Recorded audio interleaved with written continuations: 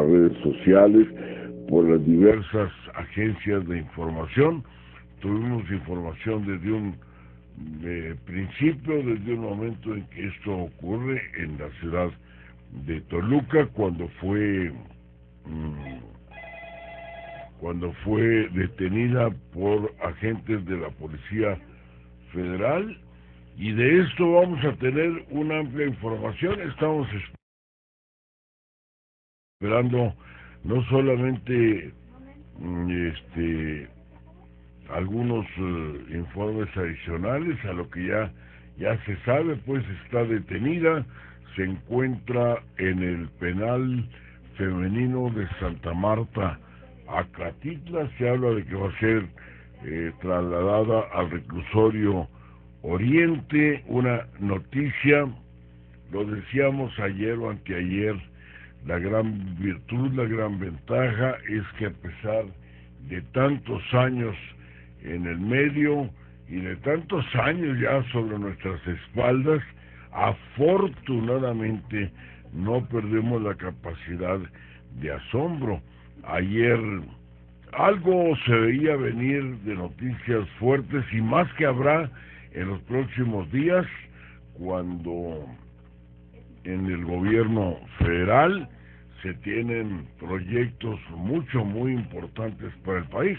Por ejemplo, que se legisle o se hagan reformas para gravar los alimentos y las medicinas con el impuesto al valor agregado, algo que en el pasado el PRI negó rotundamente para que fuera un punto de acuerdo con el gobierno del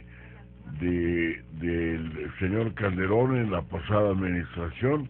Hoy ya a todo pasado parece ser que se abre la puerta para esta reforma, y será indudablemente la noticia del Bester Gordillo la que opaque todo lo que pueda venir. Pues total, don Víctor, buenos días, bienvenido como siempre al programa. Bueno, decíamos que no se pierde la capacidad de asombro.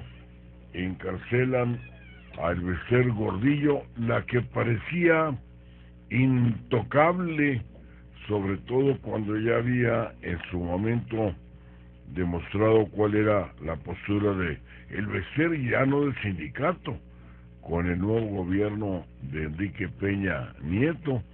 Parecía que todo era miel sobre hojuelas. Pues miren que viene esta gran sorpresa, sin perder nuestra capacidad de asombro, Víctor, como decíamos ayer antier, ¿no?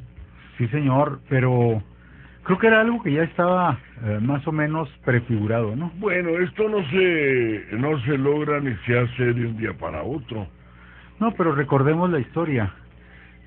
Y bueno, el personaje siniestro que está atrás de Peña Nieto, pues actuó de la misma manera cuando en 1988 Cuauhtémoc Cárdenas Solórzano y Carlos Salinas de Gortari compitieron por la presidencia. Gracias a el ingenio de Manuel Bartlett, el sistema se cayó a la hora del conteo de los votos, y Miguel de la Madrid ordenó específicamente a Bartlett que no diera información sobre el estado que guardaba la elección, porque iba ganando Cuauhtémoc Cárdenas.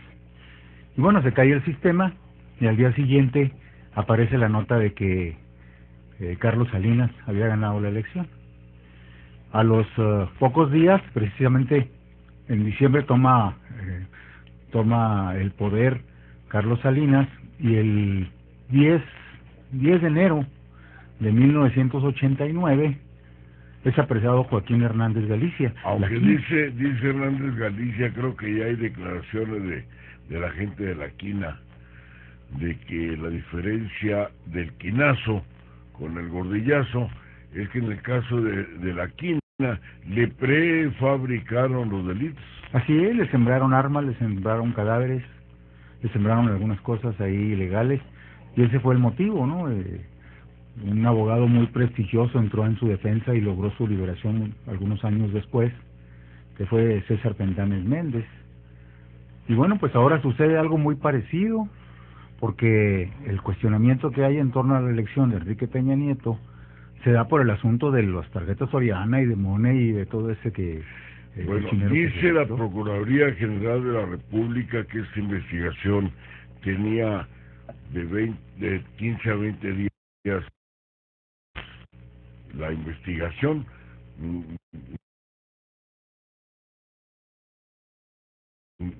En algunos comentarios con gente de los medios en la Ciudad de México decían, esta investigación tiene mucho tiempo atrás y se empezó, yo creo, con el gobierno de Felipe Calderón.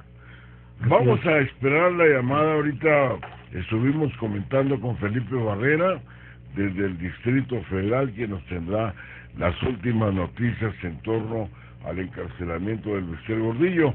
Decían en cadena nacional hace un momento que iba a ser trasladada de Santa Marta a Catitla, que es el penal para mujeres, ¿no? Para mujeres, sería trasladada a otro penal, posiblemente el reclusorio Oriente en la propia Ciudad de México, para que rinda su declaración preparatoria y para que inicie el curso del proceso en contra de la dirigente vitalicia del Sindicato Nacional de Trabajadores de la educación del CENTE, ¿no? Y no hablamos de unos cuantos pesos en el fraude, son miles de millones de pesos. Bueno, apenas van dos cuentas. Pero ya se va a que el 75% supuestamente de los defraudados. Bueno, creo que es importante decirles que la noticia ha sido la que indudablemente encabeza toda la prensa del país, los comentarios de las grandes cadenas nacionales e internacionales de televisión. Creo que ya tengo en la línea a Felipe Barrera desde el Distrito Federal. Buenos días, Felipe. Marco Antonio Guevara, muy buenos días al auditorio pues del Grupo Radiorama ya en la ciudad de Chihuahua.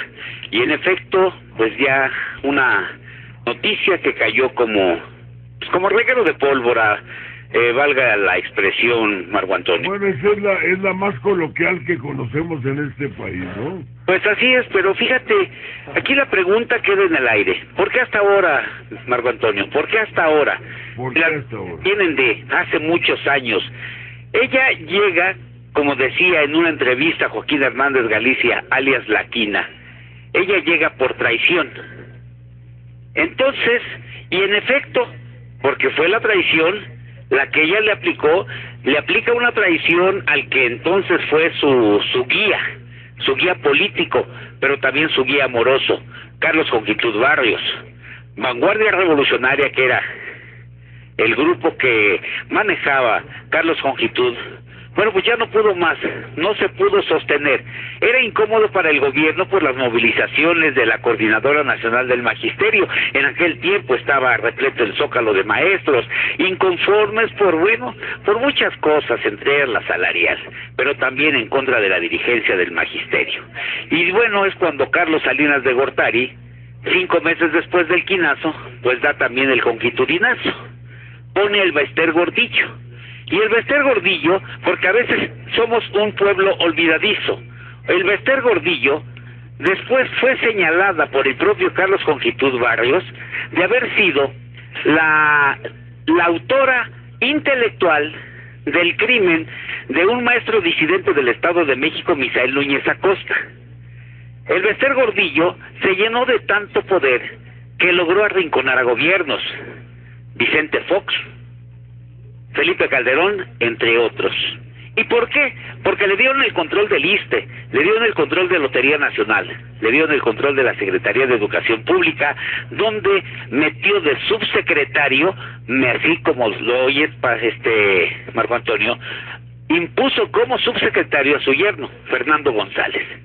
Y de ahí, desde esa subsecretaría también se hablan barbaridades de desvío de recursos, en fin, lo que el Bester Gordillo ahora muestra, de esos 2.600 millones de pesos que no son nada, para lo cual se le ha acusado la propia coordinadora habla de más de 20,000 millones de pesos, y no de ahorita, no en esta época. Estoy hablando de hace más de 5 años, cuando ya se le acusaba de desvío multimillonario de los recursos del sindicato. Ahora que la captura en el Aeropuerto Internacional de Toluca, la Procuraduría General de la República, bueno, pues esta lideresa venía en avión privado, procedente de San Diego, California. Ella pensaba ir al consejo que se realiza en estos momentos en Guadalajara del Sindicato Nacional de Trabajadores de la Educación. Ella, dueña del partido Nueva Alianza, exsecretaria general del PRI, no se nos olvide tampoco su origen, y ella fue diputada, fue senadora, de aquí de la Cámara de Diputados la tuvieron que echar, porque ella estaba en contubernio con el gobierno de Vicente Fox Quesada, para en ese tiempo, desde ese tiempo, ya se hablaba de aplicar el IVA en alimentos y medicinas. De ahí que fue sustituida en la coordinación del PRI, aquí en San Lázaro, por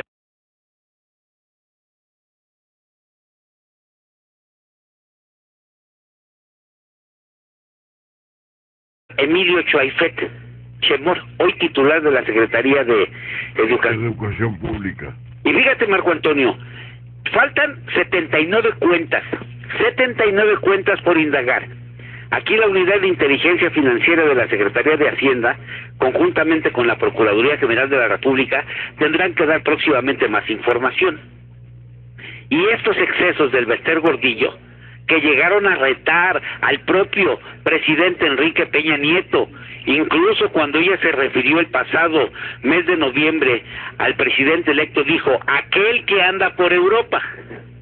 O sea, ya había perdido toda dimensión de lo que vienen siendo las formas políticas, de las formas en las que ella participó, de las que de ella surgió.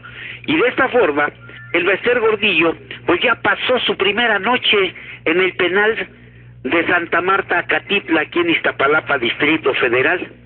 Su hija Mónica Arreola tuvo una larga plática anoche con el secretario de Gobernación, Miguel Ángel Osorio Chong. ¿Qué se dijeron? Pues solamente ellos lo saben, porque hasta este momento no hay un comunicado oficial. Debe estar la senadora intercediendo por su madre, pero el manotazo está dado. Dice el procurador Jesús Murillo Caram, al menos en las entrevistas que ha dado después de la conferencia de anoche, que son delitos graves, no alcanzan libertad bajo fianza. Ya determinará el juez decidir si en 2 años más la pueden liberar o le pueden dar como cárcel su domicilio privado, porque ella tiene 68 años y de acuerdo al sistema penitenciario nacional, pues hasta los 70 años puede una persona estar ahí y después puede solicitar no arraigo, sino su casa como cárcel. En fin, esos serían temas ya más adelante. Lo cierto es que, si me permites, nada más los puntos medulares de esta conferencia de prensa de Jesús Murillo Caram en torno a la captura, a la investigación que llevó a la cárcel al Bester Gordillo Morales. Pues el día 23 de febrero del presente año se ejerció la acción penal correspondiente en contra de la señora Bester Gordillo Morales, obteniéndose la orden de aprehensión librada el día 24 de febrero por el juez sexto de distrito de procesos penales en el Distrito Federal, ejecutándose la misma el día de hoy, hace unos momentos. Claramente estamos ante un caso en el que los recursos de los trabajadores al servicio de la educación han sido ilegalmente desviados de su objeto, beneficiándose varias personas, entre ellas el Bester Gordillo Morales y otros cuyas responsabilidades se determinarán conforme continúen las investigaciones. El compromiso de este gobierno es con la aplicación irrestricta de la ley. En este gobierno nadie estará por encima ni al margen de la ley. Bueno, palabras que deben ser archivadas, deben estar presentes, sobre todo porque hay demandas ahora del Partido Acción Nacional de que el mismo rasero se aplique a Andrés Granier Melo, exgobernador de Tabasco, Humberto Moreira Valdés, exgobernador de Coahuila, exdirigente nacional del PRI, y sobre todo Carlos Romero Deschamps, otro líder corrupto del sindicato petrolero, que sus millones están a la vista, los lujos, las ostentosidades de su hija, al grado de pasear en aviones VIP, a sus mascotas por el viejo mundo.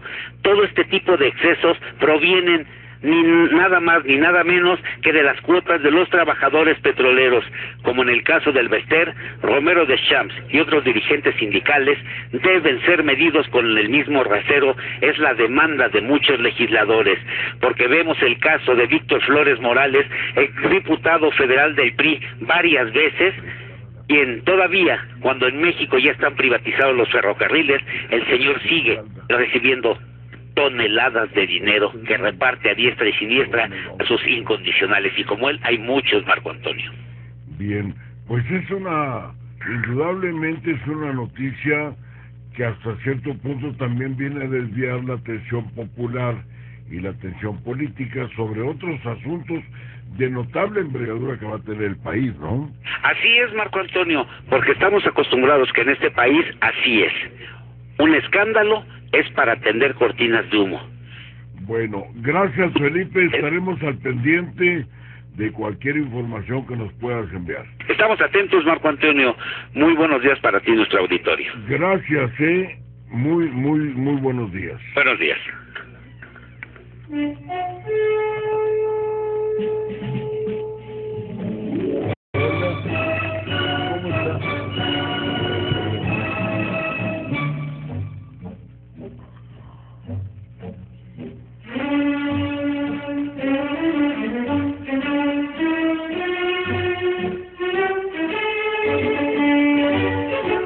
Interesante la crónica, el comentario que nos hace Felipe Barrera desde un punto del Distrito Federal para este programa Opinión Pública. Es una noticia indudablemente que se tiene que analizar muy a fondo y revisar históricamente cuántas cosas hay. Ahora, la exigencia de que se trate con el mismo o por el mismo rasero a otros personeros o personajes de la política, como está el caso del líder petrolero, como está el caso del gobernador Moreira, como es el caso del que acaba de dejar el poder en Tabasco, el doctor Garnier, que dicen que le metió duro, y ya no fue con cuchara grande, fue con una mano de chango, ¿verdad? Bueno. Así es, la propia Quina, Hernández Galicia, dice en una entrevista que el que sigue es Carlos Romero Deschamps, que se hizo millonario pues por corrupción y porque ha hecho un manejo fraudulento de los fondos sindicales de Pemex. Y en el caso de la maestra, él dice que no es un quinazo, que es solo justicia. Uh-huh. En su caso, sí fue una acción política, porque inclusive le sembraron un cadáver y le sembraron armas de uso del ejército. Así es, y buscaron cuentas de él en las Islas Caimán que nunca encontraron. Y bueno, a fin de cuentas fue un proceso jurídico, pero político. Y en el caso de la maestra, es un asunto en donde pues es un acto de corrupción, y se requería que entrara la justicia a hacer válida por la necesidad de que sea tasada, pues, o sea, encarcelada, sea señalada como quien se hizo millonaria utilizando los fondos del magisterio. Bueno, lo bueno es que no perdemos la capacidad de asombro. Así es, no perdemos la capacidad. Bien, vamos a tener muchas cosas esta mañana. Vamos a tener la conclusión de la entrevista con Óscar Heribes, los testimonios más